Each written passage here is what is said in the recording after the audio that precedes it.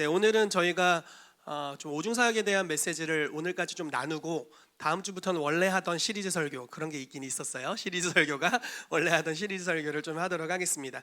초자연적인 문화를 만드는 것에 대해서 좀 이야기를 하고자 합니다. 이번 주에 슈퍼블룸이 있었어요. 월요일부터 토요일까지 저희 교회 오중사역 팀장님들과 제가 이제 슈퍼블룸을 섬기는 시간을 가졌는데 너무너무 좋은 시간이었습니다. 그때 제가 나눴던 메시지가 이 초자연적인 문화를 만드는 것에 대한 거였는데, 저희 교회에서도 굉장히 필요하게 느껴져서, 물론 슈퍼블룸에 몇 명만 참여했다고 생각해요. 우리 교회는 저와 같이 새벽 예배를 잘 못 드리시는 분들이 여기 많이 계셔가지고, 그래서 그분들을 위해서 좀 메시지를 준비를 했습니다. 본문 말씀을 좀 읽어볼게요. 요한복음 14장 8절에서 12절까지 말씀입니다. 읽을게요. 시작. 빌립이 이르되 주여 아버지를 우리에게 보여주옵소서. 그리하면 족하겠나이다. 예수께서 이르시되 빌립아, 내가 이렇게 오래 너희와 함께 있으되 내가 나를 알지 못하느냐? 나를 본 자는 아버지를 보았거늘 어찌하여 아버지를 보이라 하느냐? 내가 아버지 안에 거하고 아버지는 내 안에 계신 것을 내가 믿지 아니하느냐? 내가 너희에게 이르는 말은 스스로 하는 것이 아니라 아버지께서 내 안에 계셔서 그의 일을 하시는 것이라. 내가 아버지 안에 거하고 아버지께서 내 안에 계심을 믿으라. 그렇지 못하겠거든 행하는 그 일로 말미암아 나를 믿으라. 내가 진실로 진실로 너희에게 이르노니 나를 믿는 자는 내가 하는 일을 그도 할 것이요 또한 그보다 큰 일도 하리니 이는 내가 아버지께로 감이라. 아멘. 주제가 많아요. 이렇게 많은 것들을 나눌 겁니다. 예수님과 같은 삶을 사는 약속에 대해서 나눌 거고요. 우리에게 하나님이 주신 모든 은사들이 다 활성화될 수 있다는 가능성에 대한 이야기를 좀 하고자 합니다. 그리고 이 모든 은사들을 활성화할 수 있는 훈련 과정을 만들어낼 필요가 있습니다. 그래서 그것들을 나눌 거고요. 삶에서 풀어내는 것을 나누고, 간증과 임파테이션을 통해서 이걸 확산하는 것에 대해서 나눌 겁니다. 그리고 계시의 영을 통해서 보존하는 방법을 나눌 거고요. 지난주에 나눴던 새 언약의 축복에 대해서 나누도록 하겠습니다. 네, 예수님과 같은 삶을 살도록 저와 여러분들을 하나님이 지으셨습니다. 우리 옆 사람을 보면서 좀 인사할까요? 예수님이 여기 계셨군요. 이렇게 좀 인사해 봅시다. 와, 대단한 이단이 나고 있습니다 지금. 대단한 이단이 나오고 있어요 지금. 네, 예수님 같은 분이 여기 계세요. 자, 말씀을 읽어봅시다. 요한복음 14장 12절 말씀입니다. 시작. 내가 진실로 진실로 너희에게 이르노니 나를 믿는 자는 내가 하는 일을 그도 할 것이요 또한 그보다 큰 일도 하리니 이는 내가 아버지께로 감이라. 아멘. 자, 빌립이 어느 날 예수님한테 이런 질문을 합니다. 아버지를 우리에게 보여주세요. 이렇게 얘기를 해요. 그랬더니 예수님 뭐라고 말씀하시냐면, 야, 아버지가 내 안에 계시고 내가 아버지 안에 있는데 너 그걸 믿어야 돼. 근데 그렇게 해도 못 믿겠거든. 내가 하는 그 일로 말미암아 나와 아버지가 한 분이라는 것을 네가 믿어야 돼. 이렇게 말씀하십니다. 자, 다르게 표현해 볼게요. 아버지를 보여주세요. 이렇게 얘기했더니 나를 봐. 아버지 봤지? 이렇게 얘기하셨다는 거예요. 근데 못 믿겠어?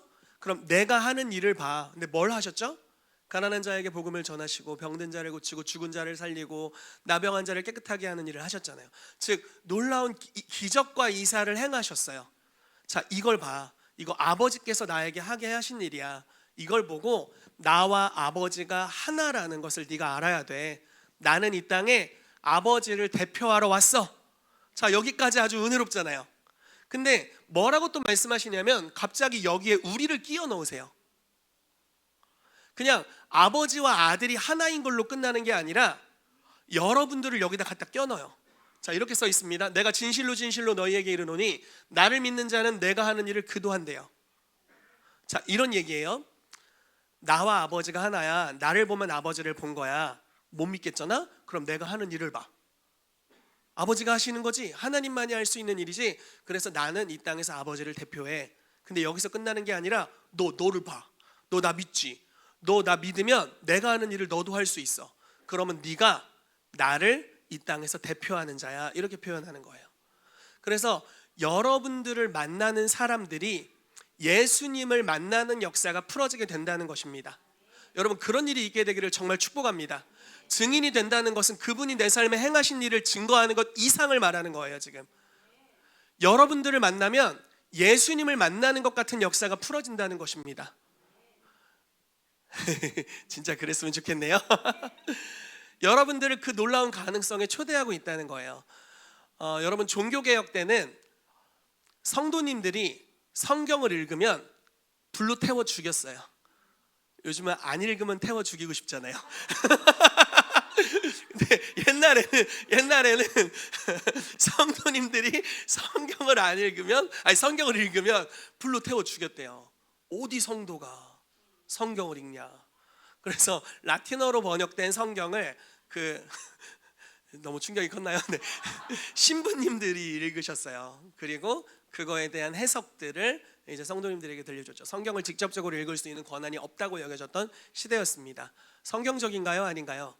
아주 아니죠. 완전 비성경적인 시대였어요.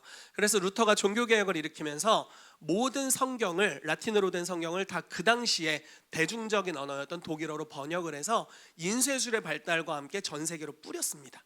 그리고 나서 모든 성도들이 이제 성경을 가지게 됐고 성경을 읽게 됐어요. 그리고 고해성사를 통해서 하나님과 사람 사이에 그 신부라는 이 중간자를 두었습니다. 그렇지만 루터가 종교개혁을 하면서 진리를 선포했는데 하나님과 사람 사이에 중보자가 필요치 않다. 오직 예수 그리스도가 유일한 중보자가 되셔서 우리가 그분을 힘입어서 하나님께 담대히 나아갈 수 있다. 이런 놀라운 개혁을 일으켰습니다.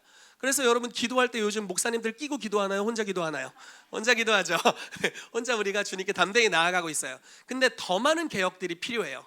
초대교회에 하나님이 주셨던 많은 유업들이 많은 부분 2세대까지 왔지만 아직 더 풀어져야 될 영역들이 있습니다. 그 중에 하나가 예수님 같이 사는 삶이에요. 예수님이 행하셨던 이적과 기사가 저와 여러분들의 삶에서도 풀어지는 것입니다.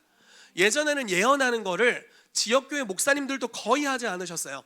부흥 강사님들이 1년에 한 번 하시고 기도원에 가면 들을 수 있는 내용들이었습니다. 그래서 저희 아버지도 예전에 사업을 하셨기 때문에 이렇게 봉투를 가지고 중요한 안건을 가지고 기도원 원장님에게 딱 가면은 이제 좌로 가야 될지 우로 가야 될지 이렇게 예언을 해주시는 분들이 계셨어요. 그런데 가야 예언을 들을 수 있는 거예요. 특별한 은사를 받은 분들만 그걸 할 수 있는 것입니다. 그렇지만 성경은 무엇이라고 얘기하고 있나요? 믿는 자는 예수님이 하신 일을 한대요. 조건이 뭐예요? 믿는 자. 여러분 믿으세요? 안 그럼 지옥 가. 빨리 믿는다고 하세요. 협박하고 있어요 지금. 자, 우리가 다 믿는 자들이잖아요. 믿는 자들이라면 예수님이 하신 일을 할 수 있는 권한이 있다라는 것입니다. 그리고 거기에는 뭐 예언, 초자연적인 사역, 메시지를 나누는 것, 그러니까 설교하는 것, 안수해서 병을 고치는 것, 세례를 주는 것, 성찬을 인도하는 것, 이런 게 다 있다는 거예요. 최근에 우리 구자호 집사님께서 성찬을 인도해 주셨잖아요. 다른 교회였으면 난리 났어. 무슨 집사님이 성찬을 인도하냐고 지금 난리 났어. 슈퍼블룸에서도 성찬을 인도해 주셨어요. 너무 좋았습니다. 너무 놀라운 은혜의 시간이었어요. 여러분, 성경은 성도가 성찬을 인도할 수 있어요. 내가 복음을 증거하는 사람에게 세례를 줄 수 있습니다. 이게 아주 성경적인 것이에요. 믿으세요? 이뿐 아니라 초자연적인 모든 역사를 여러분들이 할 수 있도록 주님이 약속하셨습니다. 그래서 목사님이니까 특별히 하는 거지라고 말하는 종교의 영에 빠지지 마시고 이 영역으로 다 들어오시기를 예수 이름으로 축복합니다. 여러분들이 어느 날 저보다 예언을 잘한다고 해서 딴 교회 가라고 하지 않을 테니까 네, 안심하시고 저보다 예언을 잘하게 되시기를 바라고요. 저보다 치유와 축사 모든 영역에 있어서 우수한 분들이 되기를 정말 축복합니다. 왜냐하면 이게 하나님이 우리의 삶에 주신 유업이기 때문입니다. 그러한 은혜가 이 교회에 풀어져야만 합니다. 왜냐하면 이게 성경적인 것이고 초대교회의 유업이기 때문이에요. 여러분들에게 그런 은혜가 이 시간 불릴 듯이 임하게 되기를 축복합니다. 아멘. 급하게 가고 있어요. 자, 또 초자연적인 문화를 만드는 것에 대해서 이야기할 때 모든 은사가 활성화되어 될 수 있다는 것을 이야기해야 합니다. 마가복음 16장 17절 18절 말씀 같이 읽어볼게요. 시작. 믿는 자들에게는 이런 표적이 따르리니 귀신을 쫓아내며 새 방언을 말하며 뱀을 집어올리며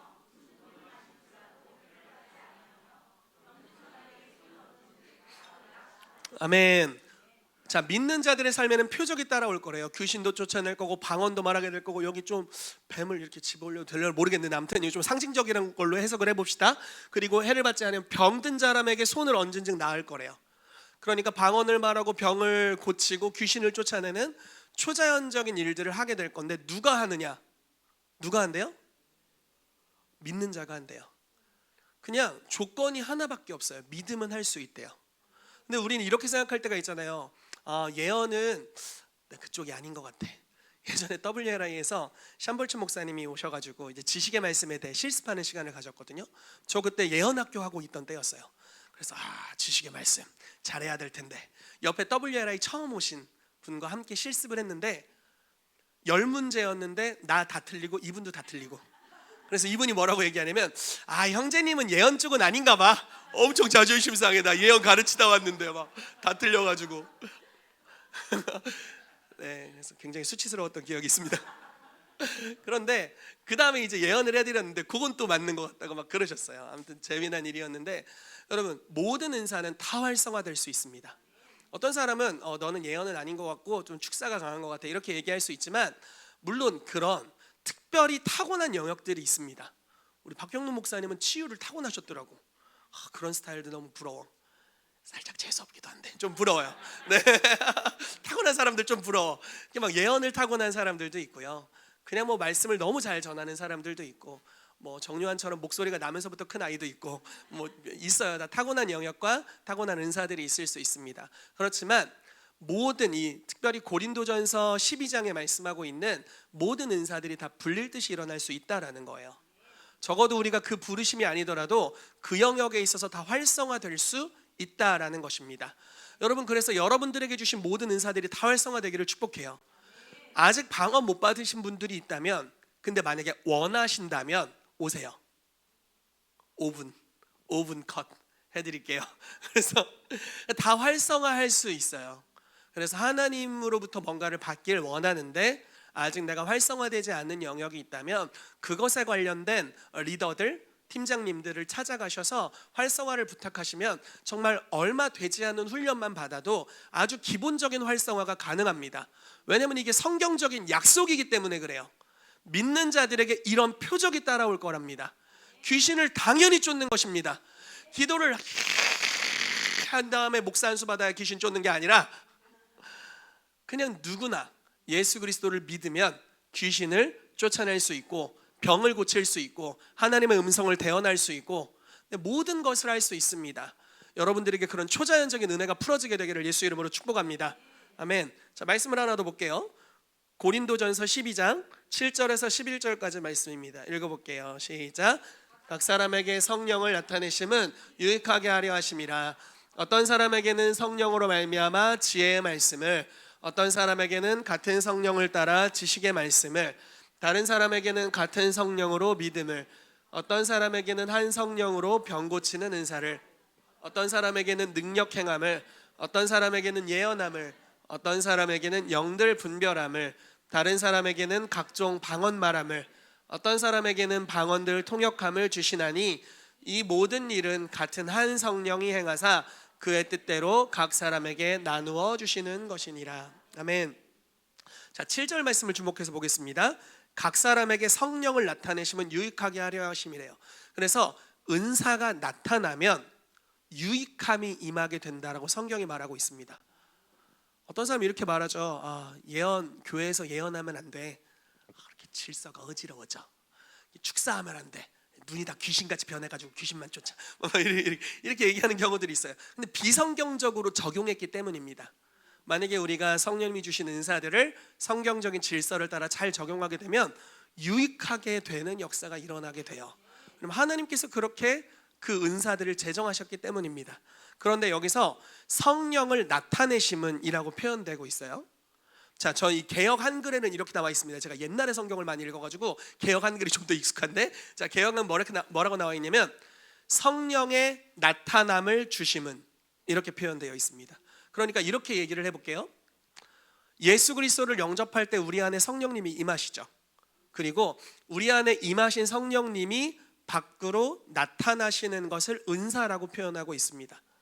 저희는 흔히 은사 받았다고 이야기하면 뭐 예언이 없었는데 예언을 받았다, 약간 이런 느낌으로, 방언 못했는데 방언을 받았다, 어느 날 뚝 떨어진 선물과 같이 이렇게 얘기하는 경우들이 있어요. 근데 성경은 무엇이라고 얘기하냐면 내 안에 계신 성령님이 밖으로 나타나시는 다양한 방법으로서의 은사를 표현하고 있다는 거예요. 그래서 방언이라는 것은 발성 은사잖아요. 그래서 방언 받을 때 우리가 뭐라고 얘기합니까? 소리를 내라고, 할렐루야든 코카콜라든 뭐든지 하라고 방언을 심지어 따라하라고도 얘기하잖아요. 그러면은 뭐 가만히 있지 않고 뭐 코카콜라라도 얘기하면 방언이 나중에 튀어나와요. 코카콜라 하다가 옆에서 기도해주고 우리 안에 계신 성령님이 활성화되시면서 발성을 통해 나오게 되죠. 그래서 이제 언어적인 방언으로 나오기도 하고요. 네, 여러 가지 뭐 소리들로 방언의 은사가 풀어지게 됩니다. 방언이 활성화되면 방언 통역을 받아야 된다고 성경은 이야기하면서 고린도전서 14장에 이 과정을 아주 명확하게 설명을 해줘요. 내가 영으로도 기도하고 마음으로도 기도하리라 이렇게 표현하고 있어요. 자, 영으로 기도하잖아요. 그럼 우리의 마음과 생각 가운데 내가 무슨 내용을 기도하고 있는지를 인지하기 시작합니다. 예를 들어서 저희 교회를 위해 어떤 분이 중보 기도하기로 결정하고 방언으로 기도하기를 시작했다고 해봅시다. 계속 방언으로 막 기도하는데 주여 정희택 목사님 제발 겸손하게 해주세요라는 마음이 막 이렇게 들어. 마음이 들었어요. 그럼 주님이 이걸 원하시는구나. 그럼 어떻게 해야 되냐면 방언을 하던 것을 멈추고 마음에 떠오르는 생각을 언어로 표현해서 주님 정희택 목사님 겸손하게 해주세요 이렇게 기도하고, 이제 기도할 내용이 그친 것 같으면 다시 방언을 하는 거예요. 방언을 하다 보면은 알고 봤더니 나도 겸손해야겠구나 이런 게 깨달아지고 주여 저도 겸손하게 해주세요 이렇게 또 기도해요. 나 혼자 죽을 수는 없잖아요. 그래서 나도 겸손하게 해주세요 이렇게 기도하는 거예요. 네, 다 같이 겸손해지는 거죠. 그러니까 영으로 기도하고 마음으로도 기도하는 일들을 하게 돼요. 이게 방언 통역으로 이어지게 됩니다. 너무 쉽잖아요. 방언을 하다 보면 그냥 남분연무상 문영무상하고 그냥 방언만 하는 게 아니라 방언을 하면서 생각을 이렇게 주님께 올려드리면 어느 영역을 기도하는지 느낌이 와요. 즉 영감이 살아나면서 영적인 감각이 깨어나면서 내 방언이 어디로 향하고 있는지를 알게 돼요. 더 궁금하신 것은 우리 김수망 전사님 찾아가세요. 방언 통역의 전문가이기 때문에 찾아가시면 통역도 해드리고 통역할 수 있도록 훈련해 주실 겁니다. 오늘 예배하는데 저 임산부가 막 뛰면서 예배해가지고 너무 당황했어. 그러면 안 되는데 지금. 네, 아무튼 기도해 주시고 축복합니다. 그래서 방언 통역이 이렇게 풀어지게 되는데 이제 방언을 하고 방언 통역을 하면 예언이 또 금방 풀어지게 돼요. 하나님 음성을 들을 때 어떻게 듣냐면요, 다 알려주게 됐네. 이거 시작 단어를 받으시면 돼요. 시작 단어. 방언을 막 해요. 주님, 예를 들어 우리 김구명 권사님을 축복하길 원합니다. 주님 우리에게 말씀해 주세요 하고 방언을 막 하는 거예요. 그러면은 시작 단어가 막 떠올릴 수 있어요. 열심이라는 단어가 만약에 떠올랐다. 그러면은 이 열심이라는 단어를 가지고 처음에는 잘 모르니까 글짓기를 하세요. 하나님이라면 이 단어로 뭐라고 말씀하실까? 뭐라고 축복해 주실까? 이런 관점으로 이제 말하기 시작하는 거예요. 여호와의 열심으로 우리 권사님을 주님이 축복하길 원하신대요. 이렇게 할 수도 있겠죠. 이런 방식으로 또 하나님의 열심을 우리 권사님의 마음에 주님이 주셨다는 감동을 주십니다. 이런 식으로 갈 수가 있어요. 진짜 하는 것 같아. 네, 이렇게 주실 수가 있어요. 그런 방식으로 이제 예언을 풀어내게 됩니다. 예언을 하다 보면 세 가지 계시 은사가 같이 활성화돼요. 제가 빵점 맞았던 지식의 말씀의 은사와 함께 지혜의 말씀 영분별의 은사가 같이 활성화가 되고요. 이 계시의 은사들이 활성화되면 믿음의 은사와 함께 병 고침의 은사, 이적과 기사를 행하는 능력 행함의 은사가 함께 활성화가 됩니다. 그래서 모든 은사들이 사실은 다 연결되어 있어요. 제가 중3 때 방언을 받고서 방언 통역을 위해 10년을 기도했는데 방언 통역이 안 열리더라고. 어떻게 하는지를 방법을 몰랐기 때문이에요. 타고난 사람들은 잘해요. 안 가르쳐줘도. 근데 우리처럼 좀 훈련 많이 받아야 되는 스타일들이 있거든요. 저희 같은 스타일은 오래 걸려요. 그리고 안 알려주면 못해요. 그래서 이게 필요해요. 아주 자연스러운 연결이었습니다. 훈련 과정을 만들어야 됩니다. 훈련 과정을. 자, 저희 교회는 타고난 사람들을 훈련시키는 것이 아니에요. 주변을 둘러보세요. 나 말고 다 타고난 사람들 같은가? 타고난 사람들을 훈련하는 곳이 아닙니다. 저는 타고난 스타일이 아니에요. 저 예전에 중보 기도를 많이 했을 때 우리 제 친구들이 저를 놀리고 비방하면서 거기에 이바울 목사도 포함되어 있었어요. 놀리고 비방하면서 이택이 기도는 많이 하는데 예언적이지는 않아. 그냥 기도를 많이 해. 이렇게 얘기했던 기억이 있습니다. 예언이 하는 음성이 너무 안 들리는 거예요. 들었다 하면 실패, 빵점이야. 그러니까 그런 과정이 있었어요. 근데 제가 언제부터 활성화가 일어나게 됐냐면, 지금 이제 너무 감사한데 이성대 목사님께서 하시는 사도적인 네트워크가 있었습니다. 거기에 이제 선지자적인 역할을 하시는 목사님이 한 분 계셨어요. 김순희 목사님이라는 목사님이세요. 지금 어디 계시나 모르겠어. 미국에 가셨다가 한국에 다시 돌아오셨다는 이야기까지 들었는데, 근데 그 목사님이 이렇게 예언을 훈련시켜 주는데 저를 굉장히 눈여겨 보셨어요. 그랬나? 네, 그러셨어요. 그래서 제가 지금 가르치는 이런 예언학교 같은 이런 과정을 저에게 가르쳐 주셨고, 교환을 주셨고, 또 훈련시키고 활성화시켜 주시고 데리고 다녔어요. 그때 제가 20대 후반이었는데 저를 데리고 다니면서 그분이 만나는 뭐 사장님들, 뭐 이제 사회적인 이제 높은 위치에 있는 변호사들, 그리고 일터에 뭐 이런 사람들을 만나게 하시면서, 희택 전사님, 전사님도 예언해요. 엄청 부담스러워. 처음 보는 사람. 그래서 한 이틀 쫓아다녔는데 몸살에 걸리겠더라고요. 너무 긴장하고 힘들어서. 근데 한 2달, 3달 따라다니니까 몸에 뱄어요. 근데 그 생각을 하게 되는 거예요. 만약에 이분이 나를 데리고 다니지 않았다면, 이분이 만약에 교과 과정을 만들어서 나에게 가르쳐주고 나를 세심하게 돌봐주지 않았다면 이렇게 할 수 있었을까? 이런 생각이 드는 거예요. 치유 스쿨도 이분이 하는 걸 제가 처음 들어봤어요. 보통 리더들은요, 자기가 가지고 있는 노하우를 이렇게 숨겨요. 이렇게 숨겨, 안 알려줘요. 근데 그분이 너무 감사하게 그냥 책을 만들어 줘버리더라고요. 그리고 세심하게 알려주시고 물어볼 때마다 잘 답변해 주시고, 그러면서 저를 이렇게 키워주셨어요. 뭐 긴 기간은 아니었습니다. 1년, 2년 정도의 기간을 이제 그분과 함께 했었는데, 그런 과정을 거치면서 내 안에 있는 은사들이 불릴 듯이 일어나는 시간이 됐습니다. 이런 걸 경험하면서 뭘 느끼냐면, 만약에 이런 돌봄이 없다면, 이렇게 면밀하게 훈련 과정을 만들고 이렇게 친밀하게 코칭해 주는 것들이 없다면 타고난 사람들만 이걸 할 수 있을 거예요. 일반적인 성도님들이 접근하기가 굉장히 어려울 것입니다. 그런데 그런 훈련을 받을 수 있는 은혜가 제 삶에 있었어요.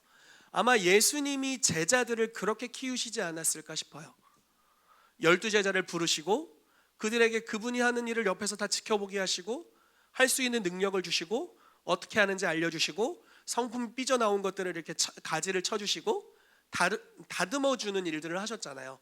야, 너 성품이 안 됐으니까 잘라, 다음 사람, 이렇게 하지 않으시고 그들을 끝까지 보살피시고 사랑하시면서 돌보아 주셨고, 그 결과 3년 반의 그 결과물로 사도행전 2장부터 12사도가 초자연적인 이적과 기사를 행하면서도 성품적으로 굉장히 성숙한 사람들이 돼서 나올 수 있게 되었습니다. 여러분, 이 교회가 이런 교회가 되기를 정말 축복합니다.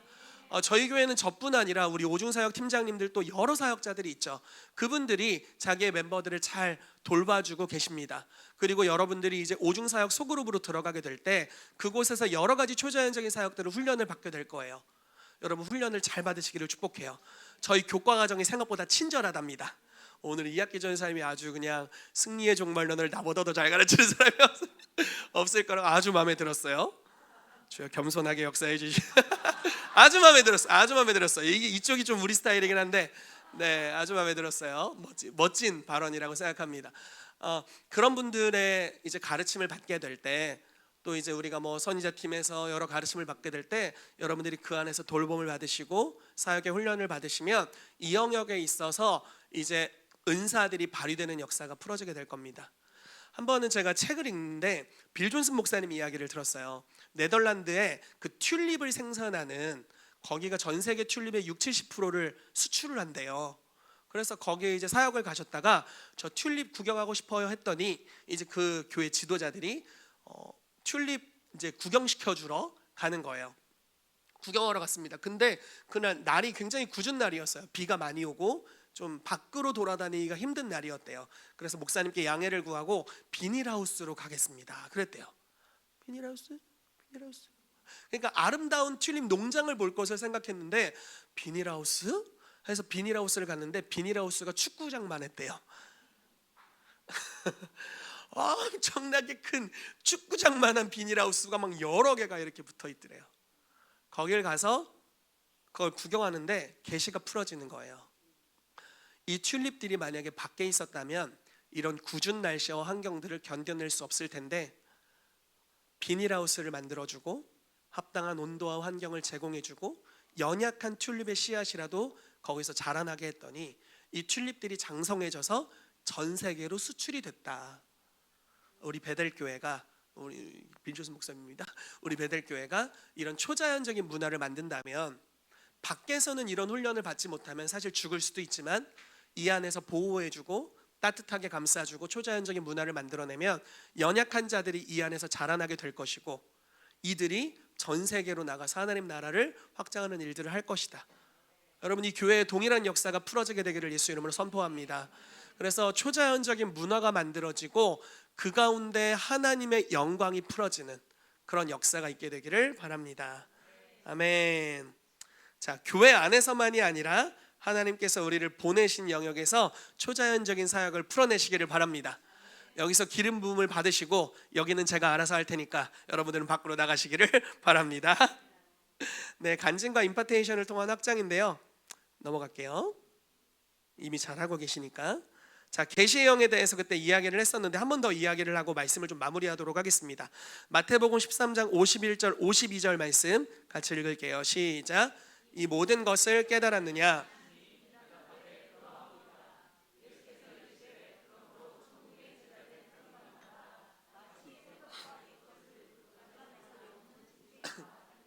아멘. 자, 이 마태복음 13장 전체 마지막 절입니다.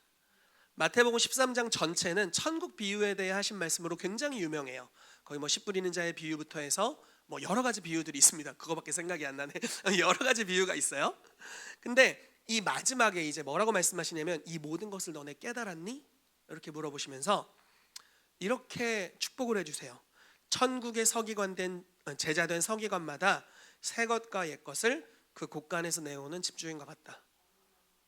만약에 너네가 계시를 깨달았다면 그것은 너네 창고에 저장되어 있는 거야.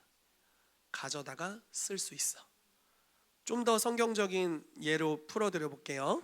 자, 마가복음 8장 14절에서 21절인데 그냥 제가 설명을 해드리겠습니다.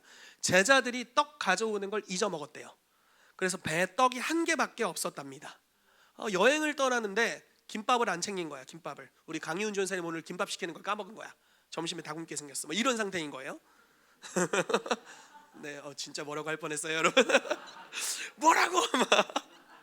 그런데 갑자기 예수님이 경고를 하시면서 이르시는 거예요. 경고. 삼가 바리새인들의 누룩, 빵에 관련된 누룩, 헤롯의 누룩을 주의하라. 누룩? 빵에 관련된 건데, 예수님이 우리를 돌려치는구나. 와, 예수님 보통이 아니시다. 돌려친다. 그래서 제자들이 서로 수근거리는 겁니다. 떡이 없다고 지금 뭐라고 하는 거잖아. 떡이 없다고. 네가 안 챙겼잖아. 떡이 없다고 좀 돌려치잖아. 막 중얼중얼 거리고 있으니까 예수님이 아시고 이르시되, 너희가 어찌 떡이 없음으로 수근거리느냐? 아직도 알지 못하며 깨닫지 못하느냐? 라고 말하면서 너희 마음이 둔하냐? 이렇게 말씀하세요. 왜 마음이 둔하냐? 자, 마음이 깨어있다면, 깨달았다면, 둔하지 않다면 어떻다는 거예요? 떡이 없어도, 떡을 갖고 왔을 거다 이게 아니라 떡이 없어도 당황하지 않았을 거다. 왜? 자, 이 말씀을 하십니다. 너희가 눈이 있어도 보지 못하며 귀가 있어도 듣지 못하느냐? 또 기억하지 못하느냐? 기억력이 네. 내가 떡 5개를 5,000명에게 떼어줄 때 조각 몇 바구니를 거두었느냐? 12입니다. 7개를 4,000명에게 떼어줄 때 조각 몇 강주리를 거두었느냐? 7이니이다. 아직도 깨닫지 못하느냐? 자, 무슨 말씀을 하시는 겁니까? 이전에 경험한 기적, 그리고 기적을 통해 받은 계시. 예를 들어보세요. 이거 지난주에도 나눴던 말씀이에요. 초자연적인 이적과 기사를 경험하면 그 기적 자체가 우리의 삶에 계시를 새겨줍니다. 이삭을 모리아 산에 바치라 라고 주님 말씀하셨고, 죽이려는 순간 천사가 말렸죠. 그리고 수풀에 걸려있는 한 양을 보았습니다.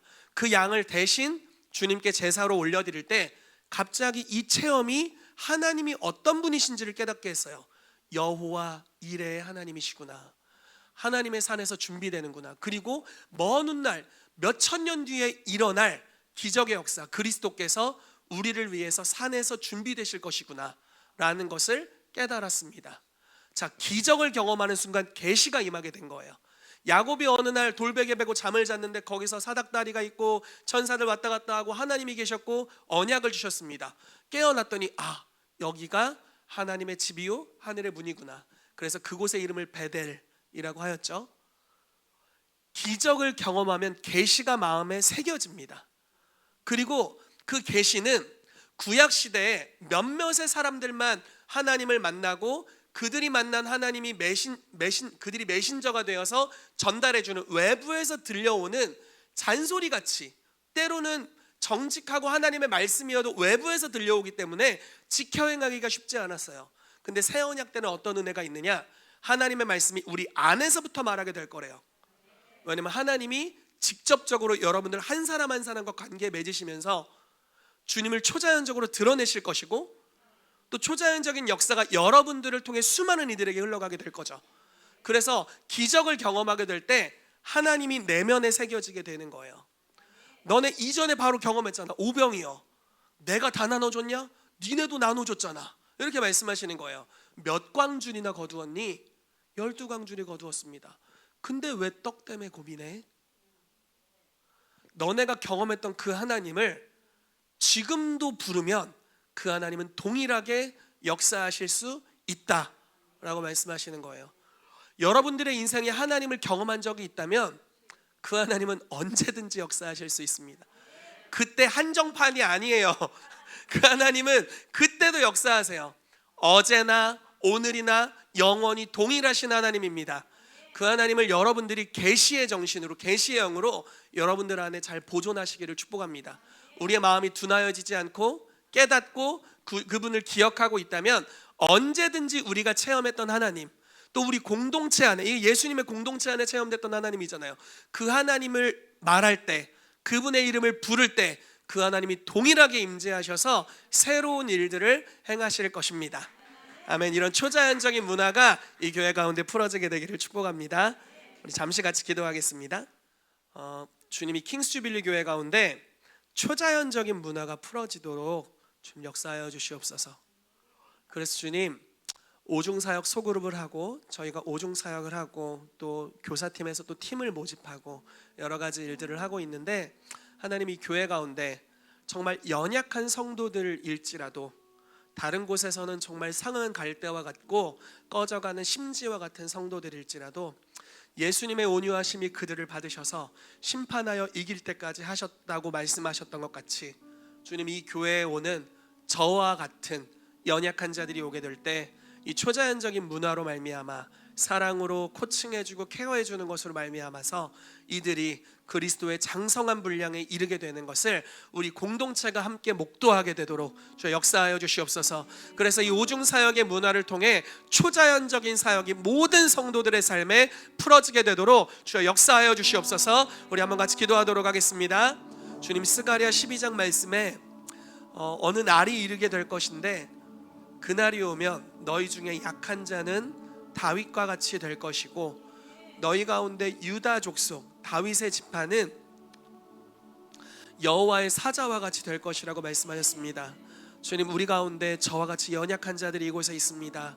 주님, 성령님이 임하신 이때가 바로 스가랴 12장 말씀이 이루어질 때이오니 주여, 우리 가운데 연약한 자들이 다윗 같은 용사들로 내가 이새의 아들 다윗을 만나니 내 마음에 합하도다, 이 땅을 향한 내 뜻을 그를 통하여 이루리라 말씀하시는 그 말씀이 이 다윗에게 허락한 확실한 은혜가 주여 이 킹스빌리 교회 가운데 풀어지게 되도록 저 역사하여 주시옵소서. 그래서 연약한 자들이 놀랍게 일어서게 되고 주님, 다윗과 같은 용사들로, 놀라운 사도들로, 선지자들로, 복음 전도자들로, 목사들로, 교사들로 일어나는 역사 일어나게 되도록 주여 이 교회를 사용하여 주시옵소서. 그렇게 일하시는 하나님을 찬양합니다. 예수 그리스도의 이름으로 기도합니다. 아멘.